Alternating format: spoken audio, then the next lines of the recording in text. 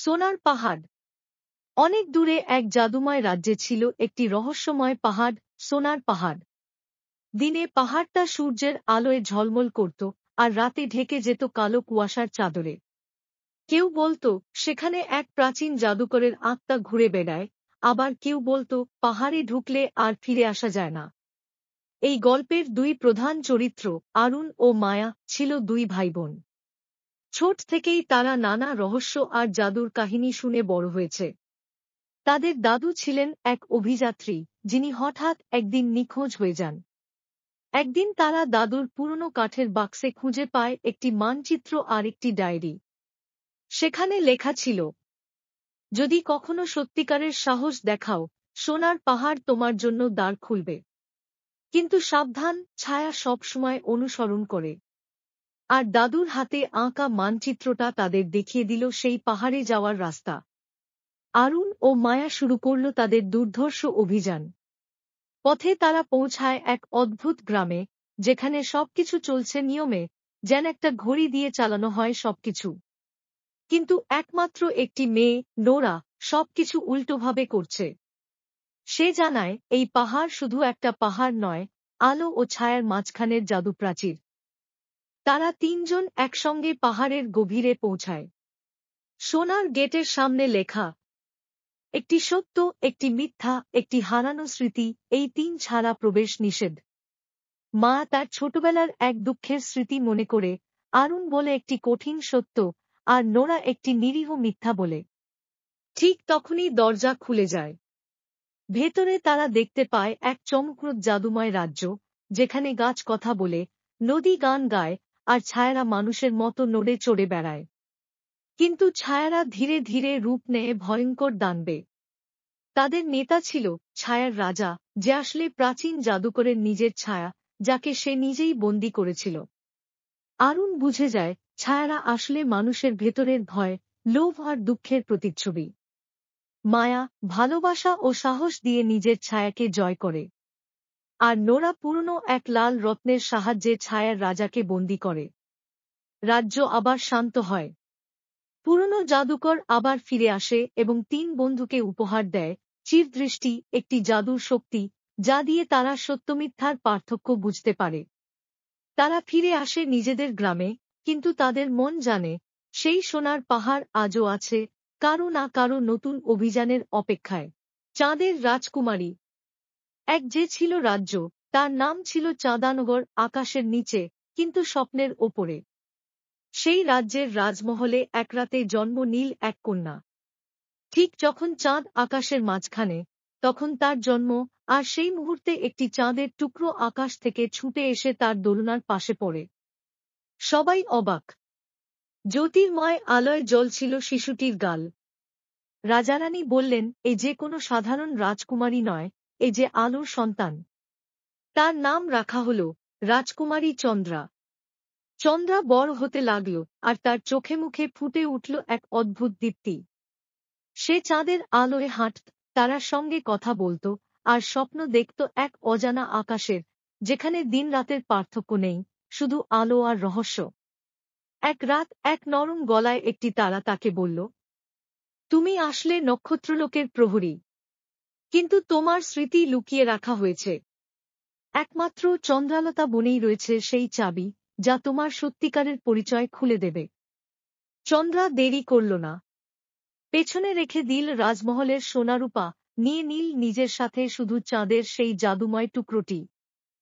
তার সঙ্গী হল এক খিটখিটে জ্যোতির পোকা, যার আলো উজ্জ্বল হলেও সাহস ছিল বেশ কম। তারা পাড়ি দিল চন্দ্রালতা বনে, এক জাদুময় জঙ্গল যেখানে গাছেরা কাঁদে, ফুলেরা হাসে, আর ছায়ারা ছায়া নয়, জ্যান্ত জাদু। বনের গভীরে তারা দেখতে পেল এক অন্ধকার পিশাচ, যার দেহ কুয়াশা দিয়ে গড়া। তার চোখ ছিল দুটো জ্বলন্ত ছায়া।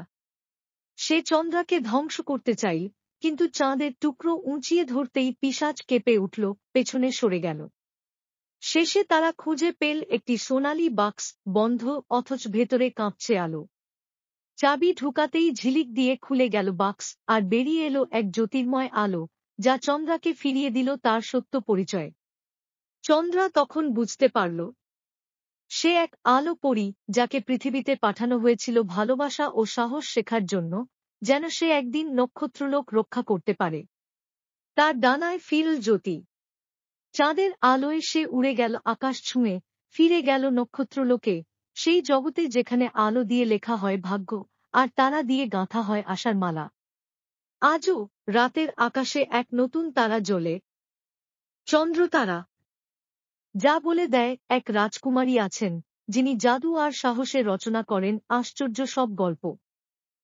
নিশুতি রাতের নিস্তব্ধতায় এক দূর গ্রামের পাশে ছিল এক রহস্যময় খেজুর বাগান, যেন চাঁদের আলোয় রূপালী মায়ায় মোড়া এক স্বপ্নপুরী। এই বাগানের রস ছিল অসাধারণ, যার প্রতিটি ফোঁটায় লুকিয়েছিল এক জাদুকরী মিষ্টি। এমনকি গাঁয়ের মানুষ বলত, এই রস পানে শরীর জুড়ে ফিরে আসে প্রাণ, ঘুমের মাঝে দেখা দেয় পরীরা, আর মন হয়ে ওঠে হালকা পাখার মতো। এই বাগানের দেখভাল করতেন এক বৃদ্ধ, নাম হাজি মজিদ। বছরের পর বছর ধরে তিনি প্রতিদিন ভোরে রস সংগ্রহ করতেন, আর রাতভর প্রহরা দিতেন এক টুকরো লণ্ঠনের আলোয়। কিন্তু কয়েক মাস হল, রোজ সকালে তিনি হাঁড়িগুলো ফাঁকা পান। গভীর রাতে কেউ বা কিছু এসে চুপি চুপি রস চুরি করে নিয়ে যাচ্ছে। গ্রামে গুজব রটে যায়, জিন আসে রস খেতে, কেউ বলে পরীদের কাজ, আবার কেউ বলে রসের টানে কোনো পিশাচিনী ফিরে এসেছে অন্ধকার জগৎ থেকে। কিন্তু এসব কুসংস্কারকে পাত্তা না দিয়ে এক সাহসিনী কিশোরী এগিয়ে এল। তার নাম আয়না। কৌতূহলী, নির্ভীক আর প্রকৃতির ভাষা বোঝার মতো মায়াবী চোখ ছিল তার। এক রাত সে গাছের ডালে উঠে চুপি চুপি বসে রইল। চাঁদের আলো ছুঁয়ে যাচ্ছিল খেজুর পাতার ফাঁকে ফাঁকে। সময় গড়াতে গড়াতে হঠাৎ ঝোপের ফাঁক দিয়ে এক ছোট্ট ছায়া এগিয়ে এল। সে ছিল অদ্ভুত এক প্রাণী, গা বাদামি খয়েরি, পিঠে ছোট্ট ডানা, আর চোখ দুটো যেন দুটো জোনাকি। সে ধীরে ধীরে হাঁড়ির দিকে এগিয়ে গিয়ে রস চাটা শুরু করল, যেন সে বহুদিনের চেনা স্বাদ খুঁজে পেয়েছে। আয়না অবাক হয়ে ফিসফিস করে বলল, তুমি কে? প্রাণীটি চমকে উঠল, ডানা ঝাপটাতে গিয়েও থেমে গেল। তারপর কাঁপা কণ্ঠে বলল, আমি আমি রসপোকা। আমি রস ছাড়া বাঁচতে পারি না। মিষ্টি রস না খেলে আমার ডানার জাদু হারিয়ে যায়। তাই লুকিয়ে খাই। কাউকে কষ্ট দেই না, শুধু একটু রস চাই। আয়নার মুখে নরম হাসি ফুটে উঠল। সে বলল, চুরি করে না খেয়েও তুমি রস পেতে পারো, যদি আমাদের সাহায্য করো। সেই রাত থেকে রসপোকা বদলে গেল। সে আর চুরি করত না, বরং হাজি মজিদ আর আয়নার সঙ্গে সে রোজ রাতে গাছে গাছে দুলে বেড়াত, রস পাহারা দিত। তার ছোট্ট ডানা আবার শক্তি ফিরে পেল, আর রসের মিষ্টিতে সে যেন আরও ঝলমল করতে লাগল। গ্রামের মানুষ বলত, এই বাগানের রসে এখন শুধু মিষ্টি নেই, আছে বন্ধুত্ব, বিশ্বাস আর জাদুর ছোঁয়া। চাঁদের আলোয় খেজুর পাতারা যখন দুলে ওঠে, আর হালকা বাতাসে রসের ঘ্রাণ ভেসে আসে, তখনও দূর থেকে শোনা যায় রসপোকার হাসি, আর আয়নার গলায় ভেসে ওঠে এক ছড়া। মাটির হাঁড়ি, রসের গল্প। রাতের শেষে আলোয় গল্প। রসপোকার ডানা মেলে, জাদুর রস উড়ে চলে। তাদের গল্প এখন বনের পাতায় পাতায় ছড়িয়ে পড়ে, এক সাহসিনী কিশোরী আর এক রসপোকার অলৌকিক বন্ধুত্বের গল্প, যা সত্যিই পরীর কাহিনীকে হার মানায়। এক আত্মা দুই প্রাণ। আত্মার বাঁধনে গাঁথা এক স্বপ্নীল প্রেমকথা। অনন্ত সময়ের পটে এক অলৌকিক জগতে জন্ম নেয় এক বিশুদ্ধ আত্মা, ঝলমলে জ্যোৎস্নার মতো নির্মল, অগ্নিশিখার মতো দীপ্ত। এই আত্মার শক্তি এতটাই দুর্বার ছিল যে অলৌকিক শক্তির প্রহরীরা আশঙ্কায় ভীত হয়ে তা দুটি অংশে ভাগ করে দেয়। একটি পাঠানো হয় আলোতে, অন্যটি ছড়িয়ে দেওয়া হয় ছায়ায়। এই দুই ভাগের নাম দেওয়া হয় এলারা আলো ও আরিয়ান ছায়া। এলারা হৃদয়ের কাব্য। এলারা বড় হয় এক ফুলে ঘেরা মায়াজগতে। তার হাসিতে ফুটত সকাল, আর কান্নায় নেমে আসত বৃষ্টি। অথচ তার হৃদয়ের গভীরে ছিল এক ফাঁকা কুয়ো, এক অচেনা কষ্ট, এক না পাওয়া আকাঙ্ক্ষা। তার চারপাশে ছিল ছলনা। এক নিষ্ঠুর দানবরাজ মারদুক তাকে লালন করত, কিন্তু ভালোবাসত না। মারদুক জানত এলারার হৃদয়ে যে আলো আছে, তা যদি সে নিজের করতে পারে, তবে সে হয়ে উঠবে অমর। তাই এলারাকে সে ভুলিয়ে রাখে। তুমি অপূর্ণ নও, তোমার বাইরেই কিছু নেই। আরিয়ান ছায়ার রাজপুত্র। অন্যদিকে রাজ্য থেকে অনেক দূরে আরিয়ান বড় হতে থাকে এক রাজপ্রাসাদে। বাহ্যিক সবকিছু থাকলেও তার হৃদয় ছিল শূন্য। প্রতিদিন সে দেখতে পেত এক অচেনা মেয়েকে স্বপ্নের ভেতরে, হৃদয়ের গোপন কক্ষে। তার হাতে ছিল এক জাদুর আংটি, যা ছিল সেই বিভক্ত আত্মার স্মারক। একদিন রাজপ্রাসাদের গোপন কক্ষে সে শুনতে পায় ফিসফাস। তোমার আত্মার অর্ধেক কোথাও তোমার অপেক্ষায়। তাকে খুঁজে পেলে পূর্ণ হবে তোমার সত্তা। আরিয়ান বেরিয়ে পড়ে। পেরিয়ে যায় আগুনের পর্বত, জাদুর বন, ভয়ঙ্কর জলরাশি। অবশেষে সে পৌঁছায় স্ফটিক দ্বীপে, যেখানে এলারাকে বন্দী করে রেখেছে মারদুক। এলারার চোখে ছিল বিস্ময়, হৃদয়ে ছিল দ্বিধা। আরিয়ান চিৎকার করে বলে, তুমি আমি এক। শুধু ভুলে গেছ নিজেকে। মারদুক হেসে বলে, যদি সত্যিই আত্মার বন্ধন থাকে তবে তাকে স্মরণ করাও, জাগাও তার হৃদয়। আরিয়ান গেয়ে ওঠে সেই সুর, যেটা তার আত্মা জন্মের আগে থেকেই জানে। এলারা থেমে যায়, কাঁপতে থাকে। হঠাৎ তার চোখে জ্বলে ওঠে আলো।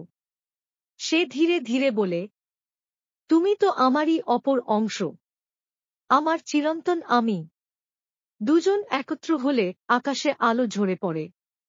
মারদুক গলে যায় নিঃশব্দে। দুটি প্রাণ মিলে আবার হয়ে ওঠে এক পূর্ণ আত্মা। এলারা ও আরিয়ান একত্র হয়ে তৈরি করে এক নতুন জগৎ, যেখানে কোনো বিভাজন নেই, শুধু প্রেমের শক্তি আছে। সেই জগতে প্রতিটি হৃদয় নিজের অর্ধেক আত্মা খুঁজে পায় এক সত্যিকারের ভালোবাসায়। শেষের পংক্তি, যে আত্মা বিভক্ত হয় ভালোবাসার অভাবে, সে আবার পূর্ণ হয় ভালোবাসার ছোঁয়ায়। সোনার পাহাড়ের রহস্য। অনেক অনেক দিন আগের কথা। হিমালয়ের পেছনে ঘন জঙ্গল আর ঘূর্ণায়মান মেঘের মাঝে ছিল এক গোপন রাজ্য, সুরনদ্বীপ। এ রাজ্যে ছিল অদ্ভুত এক পাহাড়, যার গায়ে যখন সূর্য পড়ত, পুরো পাহাড় ঝলমল করে উঠত, ঠিক যেন খাঁটি সোনার তৈরি। মানুষরা একে বলত সোনার পাহাড়। তবে কেউ সাহস করত না সেখানে পা রাখতে, কারণ বিশ্বাস ছিল পাহাড়টিকে পাহারা দিচ্ছে এক বিশাল রাক্ষসের সাপ, অগ্নিনাগ। এই সময় রাজ্যের যুবরাজ অরুণ ছিলেন সত্য, জ্ঞান ও ন্যায়বোধে উদার। একদিন রাজদরবারে এক বৃদ্ধ সাধু এসে ভবিষ্যদ্বাণী করেন, যে সোনার পাহাড়ের রহস্য উন্মোচন করবে সে হবে রাজ্যের রক্ষক।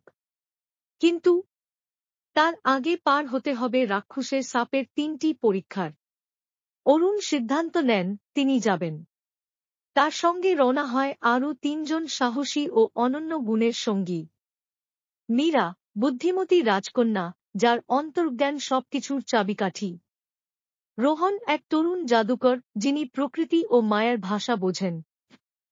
রাধা, এক অরণ্যচারী মেয়ে, যার চোখে পাহাড়ের প্রতিটি রহস্য। 4 জন মিলে পাড়ি দেয় পাহাড়ের পথে। 3 দিন 3 রাত ধরে তারা উঠে যায় চূড়ার দিকে। পথ ভয়ানক, কখনো পাথরের ধস, কখনো অদৃশ্য ধোঁয়ার মাঝে দিগ্ভ্রষ্ট হওয়ার ভয়। অবশেষে তারা পৌঁছে যায় পাহাড়ের চূড়ায়। সামনে দাঁড়িয়ে আছে সেই রূপালী নীলচে বিশাল অগ্নিনাগ। পাহাড়কে সে যেন নিজের শরীর দিয়ে ঘিরে রেখেছে। তার চোখে আগুন আর মুখে বজ্রের গর্জন। অগ্নিনাগ বলে, তোমরা এখানে এসেছ কেন? ধন চাই না সত্য? অরুণ মাথা নিচু করে বলে, আমরা চাই না ধন, আমরা চাই তোমার পাহাড়ের জ্ঞান, যাতে আমাদের রাজ্য রক্ষা পায়। সেই শুনে অগ্নিনাগ বলে, তাহলে প্রস্তুত হও আমার 3টি পরীক্ষার জন্য। পরীক্ষা 1, ভয়কে জয়। তাদের সামনে আসে তাদের সবচেয়ে বড় ভয়। মীরার সামনে তার পরিবারকে হারানোর দৃশ্য, রোহনের সামনে তার জাদু হারানোর ভয়, আর রাধার সামনে তার একাকিত্ব।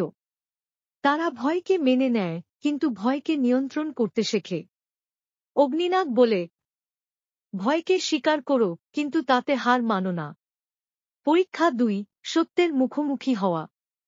একটি আয়নার সামনে দাঁড় করানো হয় তাদের, যেখানে তারা দেখে নিজেদের খারাপ দিক, অহংকার, ক্রোধ, ঈর্ষা। তারা তা অস্বীকার না করে স্বীকার করে, আর প্রতিজ্ঞা নেয় এগুলোকেই তারা রূপান্তর করবে। পরীক্ষা ৩, আত্মত্যাগ। অগ্নিনাগ বলে, তোমাদের একজনকে এখানেই থাকতে হবে, পাহাড়ের নতুন রক্ষক হয়ে। এই শুনে ৩ জন একসাথে বলে, আমরা সবাই প্রস্তুত। অগ্নিনাগ হাসে। সত্যিকারের ত্যাগ কখনো চাওয়া হয় না, তা বোঝা যায় ইচ্ছেতে। তখনই পাহাড় কাঁপে, খুলে যায় একটি গুহার দরজা। ভিতরে এক সোনালি আলোর মধ্য থেকে বেরিয়ে আসে প্রাচীন গ্রন্থ, যার মধ্যে লেখা জ্ঞান, সাহস ও আত্মত্যাগ, এই তিনেই লুকানো আছে সত্যিকারের সিংহাসন। অগ্নিনাগ মিলিয়ে যায় সোনার ধুলায়। ৪ বন্ধু ফিরে আসে রাজ্যে, কিন্তু অরুণ রাজ্য শাসনের ভার দেয় সবাইকে ভাগ করে। এবং সোনার পাহাড় হয় জ্ঞানের ও ঐক্যের প্রতীক। ঘণ্টার শব্দে ফোটা ফুল। এক বনের গভীরে ছিল বেলভেলি বন, যেখানে পাখিরা গান গাইত আর ফুলেরা মানুষের কথাও বুঝত। এই বনের ঠিক মাঝখানে এক ঝর্ণার ধারে থাকত এক মায়াবতী মেয়ে, সায়ারা। সে ছিল নিঃশব্দ, কিন্তু তার চোখ দুটো যেন বনভূমির সমস্ত ভাষা বুঝত। পাখিরা তার কাঁধে এসে বসত, আর ফুলেরা তার স্পর্শে আরও উজ্জ্বল হয়ে উঠত। একদিন সে হঠাৎ খুঁজে পায় এক ছোট্ট ঘণ্টা, রূপালী রঙের, অদ্ভুত নকশায় মোড়া। ঘণ্টাটা ঝর্ণার পাথরের পাশে পড়েছিল, আর তার গায়ে খোদাই করা ছিল, যে এই ঘণ্টা বাজাবে হৃদয় নিঃস্বার্থ রেখে, সে খুলতে পারবে নিদ্রিত রাজ্যের দুয়ার। সায়ারা প্রথমে ভয় পায়, কিন্তু তার মনের গভীরে এক টান অনুভব করে। সে ঘণ্টা বাজায়। ঘণ্টার শব্দ ছড়িয়ে পড়ে পুরো বনে। হঠাৎ সব পাখি থেমে যায়, ফুলেরা একসাথে মাথা তোলে, আর গাছের ছায়ায় ফুটে ওঠে এক পথ, সোনালি আলোয় ভরা। সেই পথ ধরে সায়ারা পৌঁছায় এক ঘুমন্ত জগতে, ঘণ্টা জগৎ, যেখানে ঘাসের বদলে ঝংকার বাজে, আর সময় সেখানে আটকে আছে এক মুহূর্তে। সেখানকার অধিষ্ঠাত্রী পরী লুমিনা ঘুমিয়েছিল বহু বছর। সায়ারার নিঃস্বার্থ মনের ঘণ্টাধ্বনি তাকে জাগিয়ে তোলে। লুমিনা বলে, তুমি এই জগতের নতুন প্রহরী হবে, কারণ তুমি ভালোবাসা দিয়ে জাগিয়ে তুলেছ নিদ্রিত সৌন্দর্যকে। সেই থেকে প্রতি বছর ফুল ফোটে সেই বনে ঠিক ঘণ্টাধ্বনির ছোঁয়ায়। আর সায়ারা, সে আজও সেখানে বসে থাকে এক বৃত্তাকারে ফুলে ভরা ঘাসে, তার চারপাশে পাখিদের গান আর বাতাসে মিশে থাকা জাদু।